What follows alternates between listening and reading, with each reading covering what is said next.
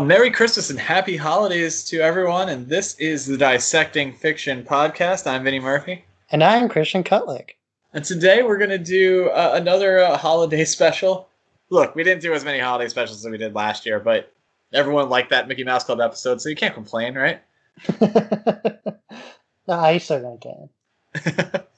And we're going to talk about on this episode our favorite holiday episodes of TV shows. So not like a special, not like How the Grinch Stole Christmas, but an episode of a show that normally isn't about the holidays that is for that episode. So for my pick, I picked something a little unconventional. I picked the Rugrats Hanukkah special. It's kind of revolves slightly around Christmas too, but it's mostly about Hanukkah and how it relates to Tommy Pickles' like family and their faith, really. And I always thought it was a pretty excellent episode in terms of like explaining what Hanukkah is, because I grew up in a Christian household, so we didn't really learn much about Hanukkah. And that episode always stuck out in my mind because out of all the Christmas episodes, here's one that's very specifically just about Hanukkah, and it does a really good job about explaining the historical context behind it and everything. And also, it's just Rugrats, so if you like Rugrats, this is probably one of the more standout episodes. Yeah, Rugrats, huge in its time. It took a couple of years to build and then became massive. Theatrical films that weren't complete bombs, always impressive for any children's property. This is one that I actually remember, and I was never super into Rugrats. I would watch it, when it was on, and I was more of Ren and Stimpy and Doug, I guess, at that point. Rugrats has like a huge legacy. I wouldn't be shocked if we see a real big comeback for that franchise at some point. Even if they just start re-airing those episodes, I think they're going to hold up pretty well. It's also around the same time we get the Wienerville Hanukkah special. These were big deals in the 90s, both of those shows. Wienerville, I think Wienerville had like a live tour years after that was basically all adults at that point, like college students went to go see. Big cultural impact from both Rugrats and Wienerville, probably way more so with Rugrats. I remember those Game Boy Color games for Rugrats. That's a big deal. But yeah, no, definitely a standout episode. The images of Imagination Tommy in that episode are still in my head, so it definitely a seminal for its time. So what did you pick? Well, my first pick would be the first episode, or I should say the first Batman segment of the new Batman Superman Adventures, Holiday Nights, which aired on September 13th of 1997, a little early. I remember that sticking out in my head at the time as well. Normal length episode for the show, but broken into 4 segments. I just thought it was very well done. I still think it's very well done. First segment being Harley and Ivy brainwashing Bruce Wayne into a big shopping spree. The next segment taking place on Christmas Eve being Clayface impersonating the Santa Claus impersonator and being taken down by Batgirl. The third segment being the Joker threatening Gotham on New Year's Eve. Actually pretty heavy for the time. Really kind of brought back the faith that this run of the series would at least be as serious as Batman the Animated Series. Also, your first look at Robin, now Tim Drake in a new costume. And it all wraps up with what a lot of people consider to be one of the coolest scenes in the entire run of the show, even counting Batman the Animated Series, which is Batman and Jim Gordon having a cup of coffee in the early morning hours of the new year, which is established as a tradition. There's some debate of where this falls in the timeline. It is the debut episode. I've always seen it that way. I don't think you can really go against the pedigree on it. It is Paul Dini writing, Dan Reba directing. That's pretty much the classic Batman the Animated Series team. Nothing mind-blowing here, but pitch perfect as those shows so often were. Yeah, most people don't really mention the new adventures of Batman, mostly because of how drastic the animation style has changed, and I think that turned a lot of people off. But it really does continue what made Batman the Animated Series so great. It's just with slightly different flavoring to it.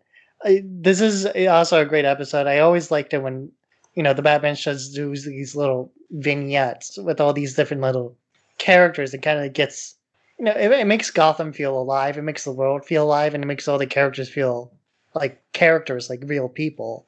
And, I think that's why so many people gravitate toward that Gordon and Batman scene because, that's a moment of humanity in, what's usually kind of a bit of a bleak show. Yeah, and I agree with that. I also think it's a really great transition from Batman the Animated Series into New Adventures, which in itself is kind of a transition into Justice League, where the world is expanding. So you're not going to have the same type of focus on Batman that you did before necessarily. The new Robin shows that things are changing. And look, I like the Batman the Animated Series designs better, frankly, but it was a good assurance that going forward, this was going to be cool too. Yeah, there's a lot of worry about this, but Batman and Christmas is oddly iconic. So many people wind up setting Batman during Christmas and think it's just because Christmas is about family. Batman has no family. That's sad. That's drama. But he does have a family. That's what we learn, right? Yeah, that's always what we learn. He's so many friends. Such a loner, but he has so many friends. Well, what's your next pick, Christian? All right, I'm going to do something a bit more recent. For the audience at home, I almost put Rudolph the Red-Nosed Reindeer, but I picked something that's almost like that. The Community Holiday Special. It's called Abed's Uncontrollable Christmas. It's season 2, episode 11 of Community. So that's kind of like Community never really had a height, but it's before Dan Harmon got fired, before it got canceled. So it's kind of that weird like golden age period. There's very few misses, and all the misses that happen are in the gas leak season that nobody talks about. So, but I'll bet it's Uncontrollable Christmas, I think, is a standout Christmas episode in general, and it's also a standout Community episode. It deals mostly with Abed trying to create a Christmas atmosphere like the Raskin Bask films, like Rudolph the Red-Nosed Reindeer, and a lot of it's done in claymation animation style, which makes it pretty unique.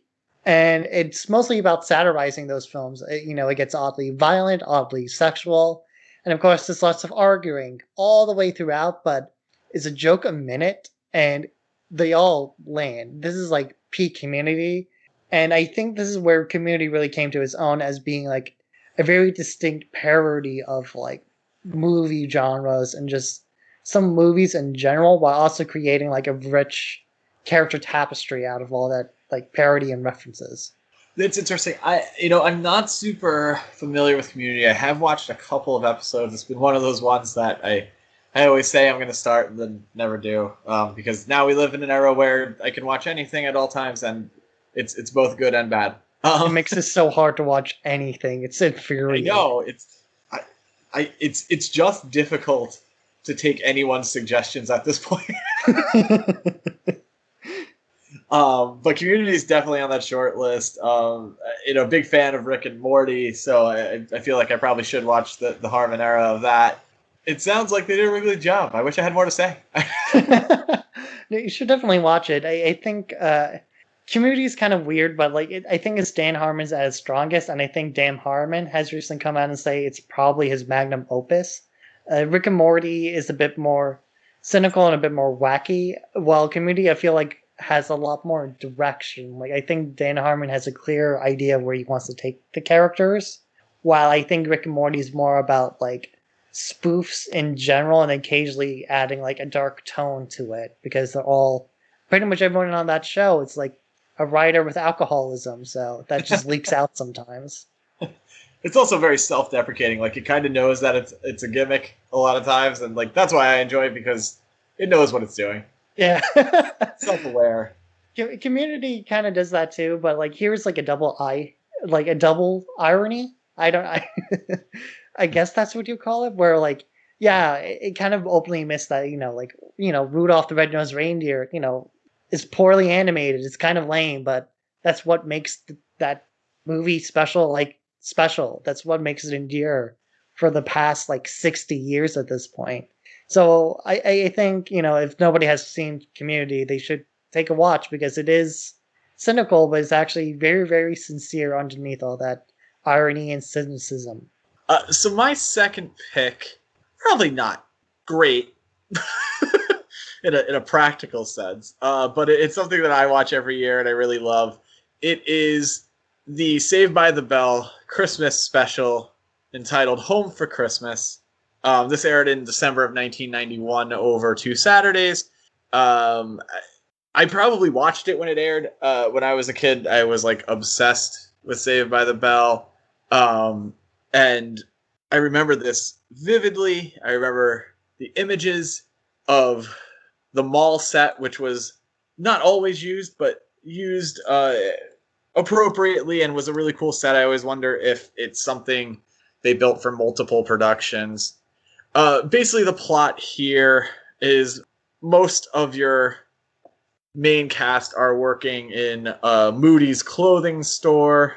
They're all trying to save enough money to purchase all of their coming Christmas presents. Lisa is volunteering in the hospital, which is something that actually is referenced in other episodes. Her mother is a doctor, so her volunteering there is something that comes up a couple of times. One specifically I remember is when Mr. Belding's wife is going to labor, but it could be more than that. Working with the main cast is a new character named Laura. We find out that Laura and her father are homeless, and she is working, just to really make any money she can. She also wants to put aside a coat for her father at this clothing store. She gets accused of stealing it due to discrimination, kind of a heavy theme. And the plot goes on where, as the main cast discover her situation, they want to help her. They also have this plot where they are putting on a production of A Christmas Carol. Mr. Moody doesn't want to give anyone the days off to do this, so they bargain with him and essentially turn it into a commercial for his store, which is pretty funny. And it all ends where Laura and her father, Frank, now in better shape after Frank goes to the hospital for I don't know if they ever really explain what happens to him. He's sick because he's homeless. And Zach and his mother offer their home to them until he is back on his feet. That's really the last we ever see of those characters. This is really like a one and done type thing, except for the fact that's over 2 episodes. I don't know what it is with like so many of these Christmas episodes making such a dark turn for a lot of these, what are generally pretty low stakes TV shows. Yeah, I think it's this need to, like, especially for like a Christmas, like a holiday episode, to make sure that you're sending a message that's even stronger about hope. And I mean, this is hopeful. I mean, it's there is a slight depressing thing going on here, but it all works out in the end ish. I mean, presumably because we don't see Laura and Frank again. Like, he got a job really quickly and no longer, he's probably, I mean, he talks to the Morrises, I'm sure. They're still like in contact. But it is funny that you do get these like darker elements to the story. And by the way, of course, Mr. Moody also apologizes at the end of this. And if I remember correctly, gives the coat as a gift to Laura because everything worked out in the end. Mr. Moody got his advertising. They had a place to live. Her father didn't remain sick very long. It isn't great writing. It isn't great television, but it sticks out probably for the reason that you just mentioned, that it goes like a little darker than Saved by the Bell usually did. Even like the drug episode of Saved by the Bell that gets constantly referenced is kind of goofy. This is probably the most serious episode of Saved by the Bell. Yeah, I mean, Saved by the Bell has a habit of bringing up dark themes like really briefly for like an episode, then immediately like dropping them. You remember the addiction episode? Yeah, that's all, like the drug episode where it's like, it's caffeine. Which is, it's terrible for you. Your digestive system gets all jacked up, but still, it's not like Jesse was on like methamphetamines or something. That would have been an episode. Yeah, no, that would have been pretty terrible for everybody all around. But I think I agree with you that like Christmas episodes tend to like they want to make a positive message. I also think it goes back to like even like the 1800s with like Little Match Girl and like Christmas Carol and things like that. Uh, I guess you do need that little bit of like dark theming to really get a hopeful message across.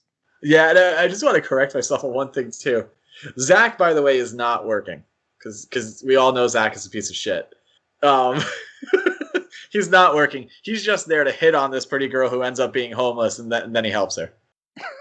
There's an entire web series, if you're not aware, called Zach Morris's Trash that really goes through Zach Morris's life, and it's very revealing to his motivations typically. But regardless, we all idolized him for about 10 years, so it's fine. Well, that about brings us to our end of this holiday episode. So once again, happy holidays, Merry Christmas. We hope you're able to do something fun this year. It's a weird one. Maybe the fun thing you can do is watch these episodes. With whoever already lives with you, right? If you want to get some last minute gifts, knowing how shipping is going this year, you might be a little out of luck, but try toystoreguide.com. They got some cool stuff over there, and support all your local businesses. I would say at this point, you should probably just go to the local business and buy something in person if you can. If you have to clean up those gifts there, that would be the better thing to do. But Toy Store Guide can show you where those businesses are, and all the other types of businesses in your neighborhood. Make sure to support them. If you're looking for more dissecting fiction content, type dissecting fiction into Google, paired with whatever platform you're looking for. We're on most podcast platforms. We're on YouTube. We're on most social media. You're going to find us. I know I want to stop before we go. I want to thank everyone for a really great year. We've had some of the best response we've ever gotten this year, and a lot of things building. So thank you guys for listening, and keep liking, keep subscribing. Please comment. We don't get a lot of comments. Our feedback is largely from us looking at what people are enjoying. Tell us what you want. Seriously, we're going to listen, right? Yeah, we're going to be experimenting with other things as well in the future, but if you have any thoughts about like even just our production, here, like our sound quality, things like that, let us know. We do want to get to feedback, and we do want to improve. Yeah, tell Christian all that stuff, because I don't know how to work any of these computer things. I just do the research and yeah. Yeah, but like if there's a specific thing you want us to talk about, we're willing to do the research and talk about it. Definitely. So yes, thank you everybody. Happy holidays, and we'll be there in the new year with some new stuff for you. Yep. Happy holidays, everybody.